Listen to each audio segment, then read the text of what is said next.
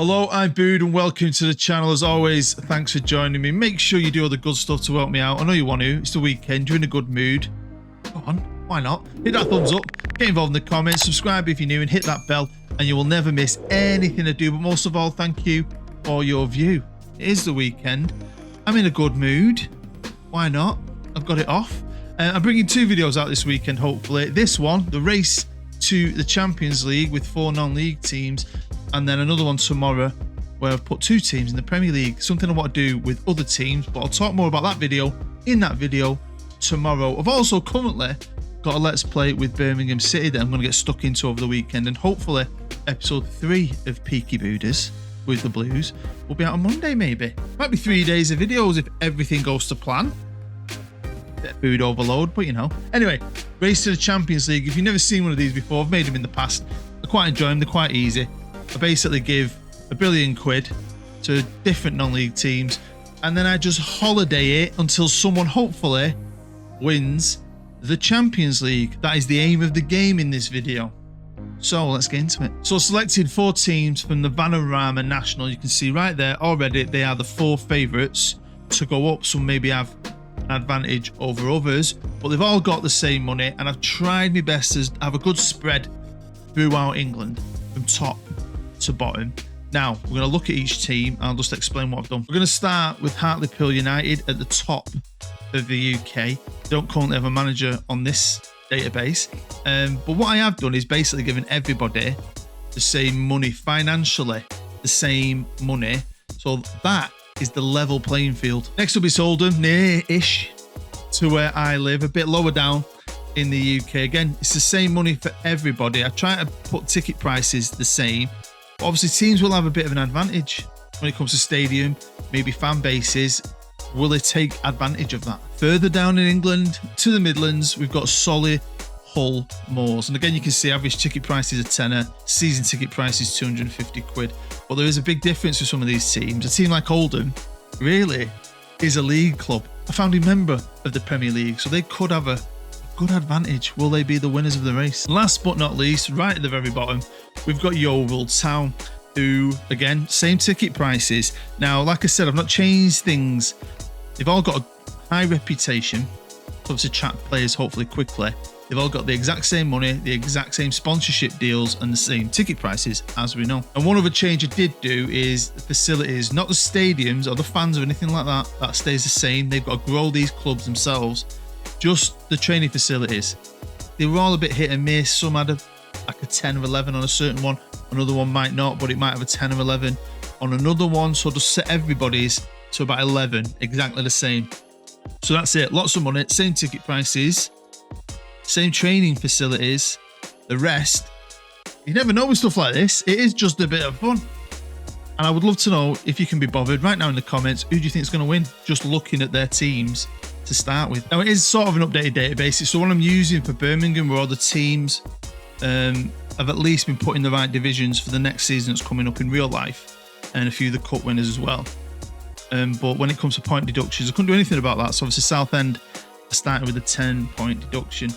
Now I've holidayed a lot, and we do have a winner. I think there is a winner about a year or two, I think, before I came back in, because I just holiday, and holiday usually 5 years, or I'll leave it on for a bit, have me tea, get through about 10 years, and then just keep looking in to see, has anyone won it yet? Has anyone won it? And at times I thought no one was going to win it.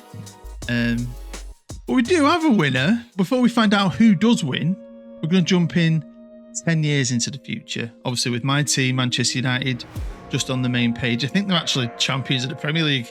That would be nice. Got Zidane as manager. But it's not about Manchester United. No. It's about our 4 teams and their journey. So we'll start at the north and we'll work our way south with Hartlepool United, who are a Premier League team, who have their own brand new stadium, the Gary Liddell Park Stadium, 18,500 seater, built in 2032, so it's only a year old, so they've definitely grown and they're in the Prem. And this is their journey. Obviously just worked their way up, and they've been in the Premier League now for a few seasons. Right. Is it going to be Hartlepool that does it? Now, I won't go through the transfers in detail, but you just get an idea of the numbers.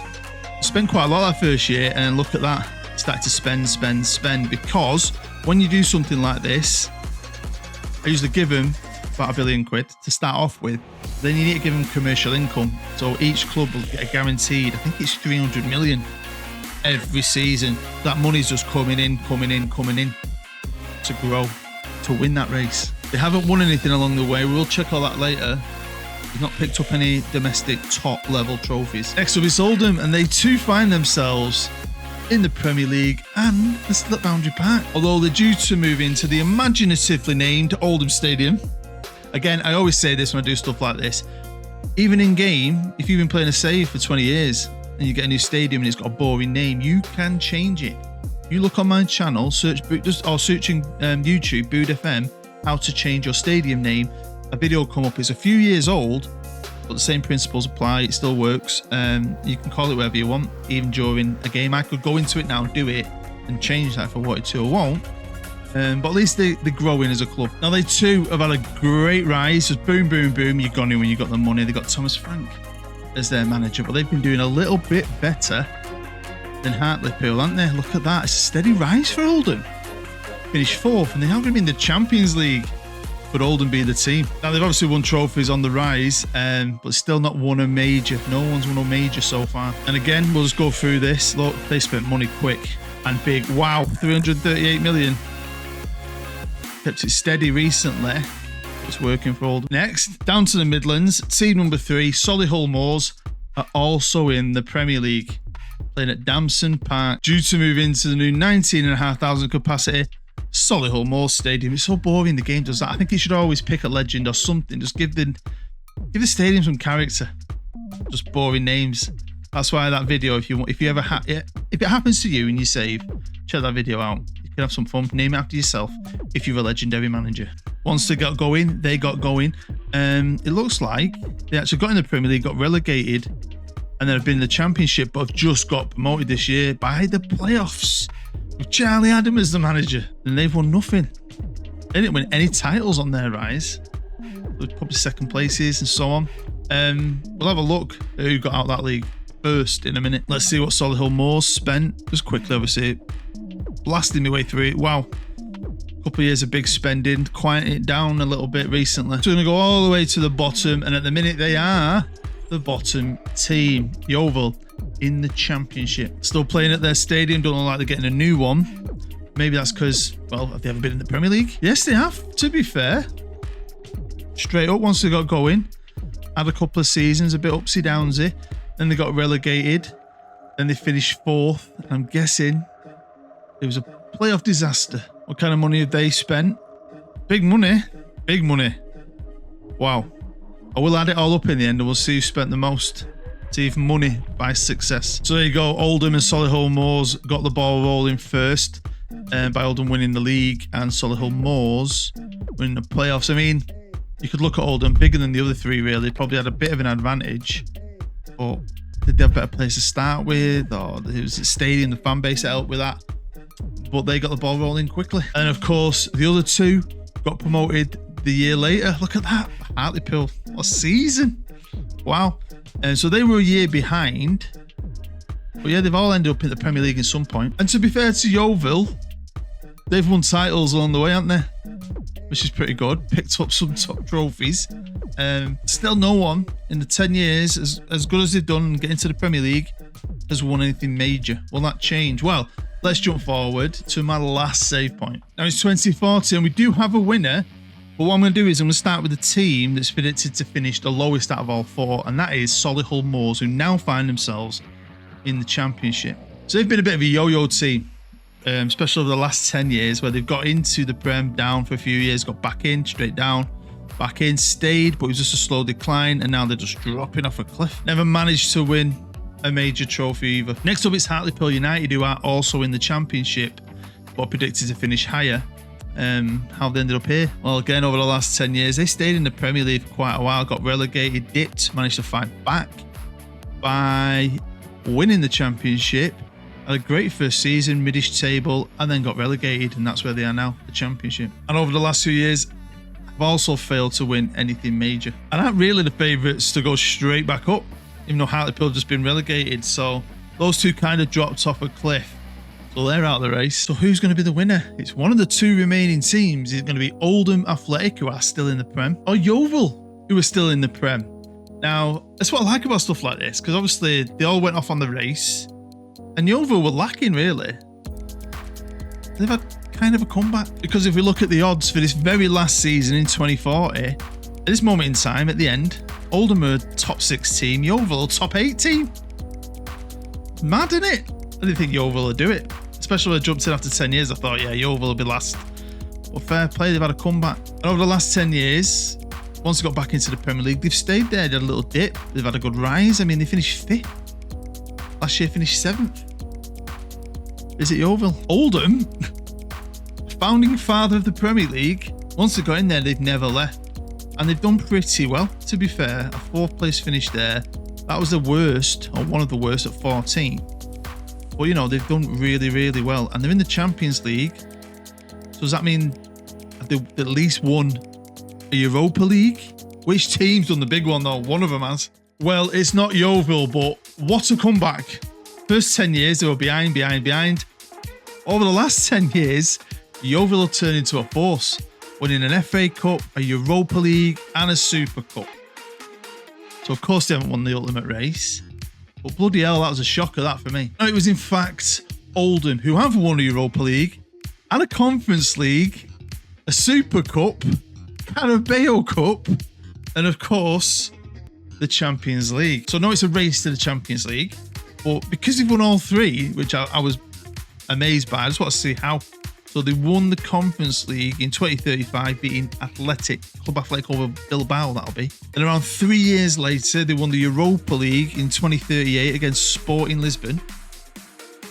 Is that what got them in the Champions League? I don't know. We'll find out. It is, because you win the Europa League, get in the Champions League, and the year later, they beat Manchester.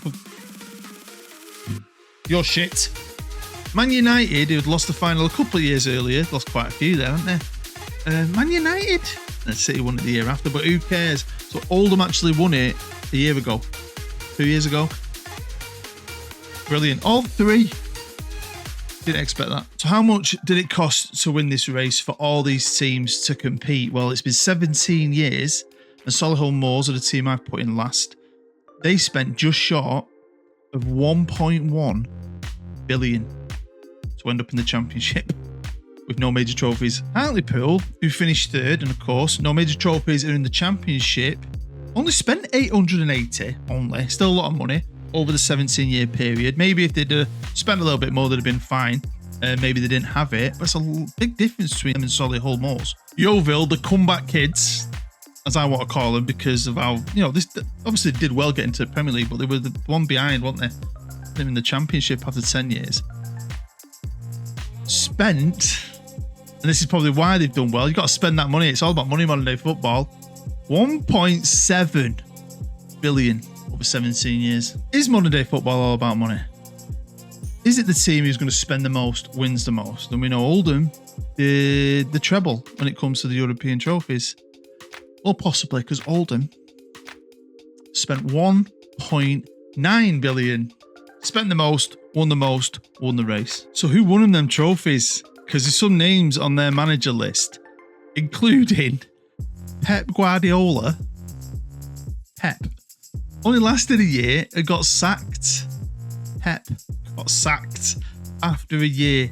Wow. So, look, cut wins. He won the Conference League, Rafael Paul. But it was Jordan Collins, who is the current manager, who won him the Europa League. He won the European South American Club Challenge winners, Champions League, and the Super Cup.